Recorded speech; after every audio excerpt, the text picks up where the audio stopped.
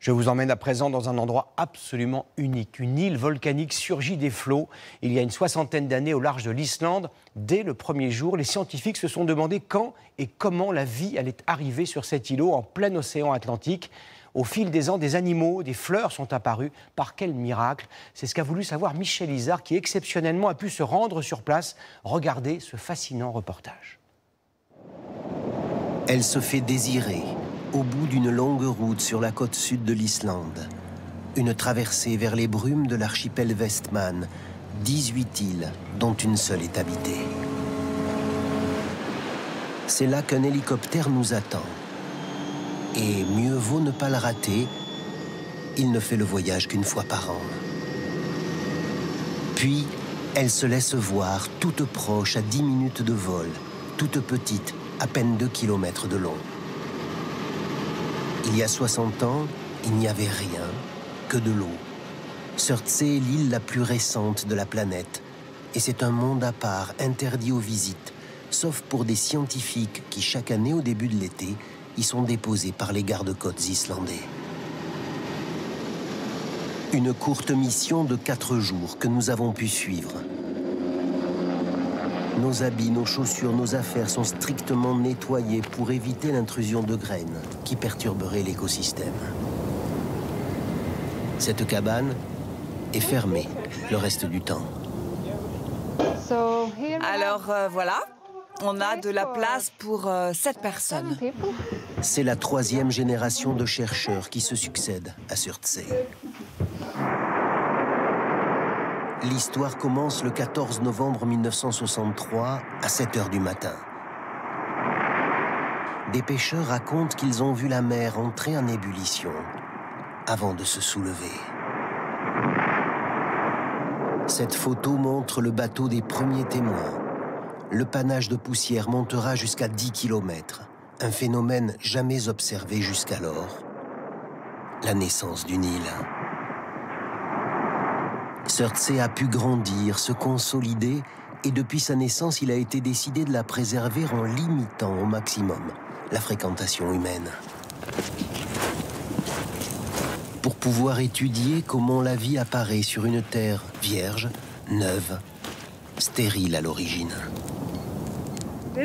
C'est un lieu protégé. Nous sommes des privilégiés et il faut en être conscient à chacun de nos pas. C'est fascinant de savoir que cette île peut évoluer sans la présence et l'intervention des hommes. C'est ça qui est magique. Depuis 60 ans, géologues, botanistes, biologistes engrangent de précieuses données sur la nature en cours de création. Et la nature va vite. Le premier oiseau s'est posé sur les rochers à peine refroidis 2 semaines après le surgissement de l'île. La première fleur a germé au bout d'1 an et demi, alors que le volcan grondait encore. Une Caquilla maritima. Elle vient de là-bas, de la côte islandaise. La mer a porté ses fruits et ils ont trouvé une place ici. Au commencement, les plantes étaient si peu nombreuses qu'on les numérotait et les identifiait une par une avec ces bâtons qui forment une petite forêt. On peut dire que c'est le Pompéi des premiers temps de la recherche à Surtsey. Nous sommes près du cercle polaire arctique. Il fait 10 degrés. La nuit ne tombe jamais vraiment en cette saison. Le lendemain, changement de météo et d'atmosphère. Les botanistes doivent faire l'inventaire de toutes les plantes. Ils arpentent méthodiquement les 130 hectares à la recherche de nouveaux spécimens. Ça fume encore. À partir de 45-50 degrés, il y a surtout des mousses.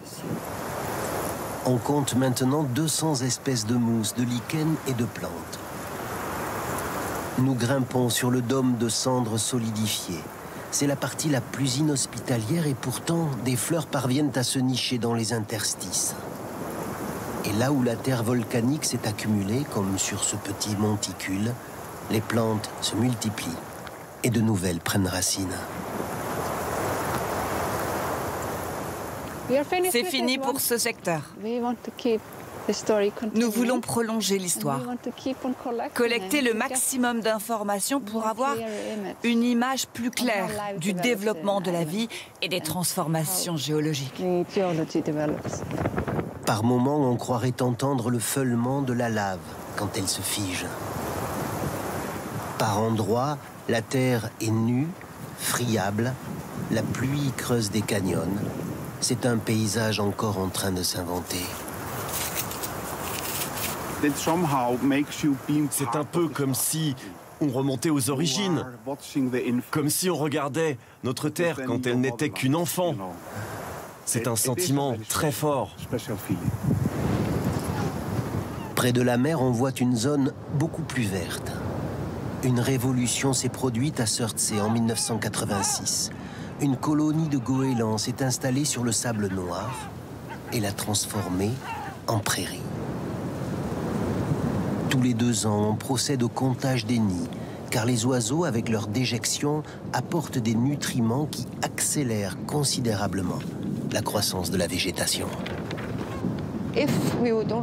Si on débarquait ici pour la première fois, on pourrait croire que les oiseaux ont colonisé ce site parce que la végétation leur convenait.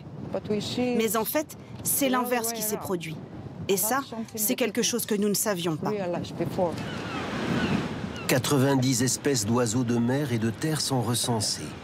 Leur présence a favorisé d'autres formes de vie. Dans le chaos du grand cratère où la lave bouillonnait jusqu'en 1967, les entomologistes traquent les insectes qui, eux aussi, se sont multipliés.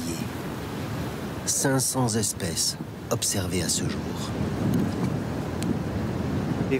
Nous avons trouvé celui-ci en 2019 dans la colonie de goélands. Il n'y avait qu'1 ou 2 spécimens et maintenant, il est partout sur l'île. Surtsey raconte une histoire naturelle et des histoires humaines. Dans cette cavité appelée le barbecue, les pionniers de la recherche faisaient cuire des saucisses sur les pierres chaudes et la vapeur qui montait toujours du centre du volcan. Dans la cabane aujourd'hui, les menus sont un peu plus sophistiqués. En Islande, pour les occasions spéciales, on ne prépare qu'un seul plat, l'agneau rôti. On l'agrémentera d'une bonne dose de sauce. Encore. D'un vin du sud de la France et d'un Saint-Nectaire dégusté à la mode islandaise avec la croûte. Il est bien meilleur que les fromages de chez nous. Et à la petite cuillère.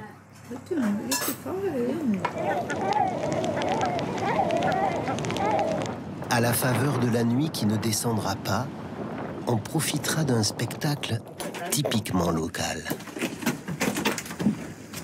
Un tunnel où coulait une rivière de lave qui laisse des pierres ponces au sol, des boursouflures sur les parois et qui allait se jeter en cascade dans la mer.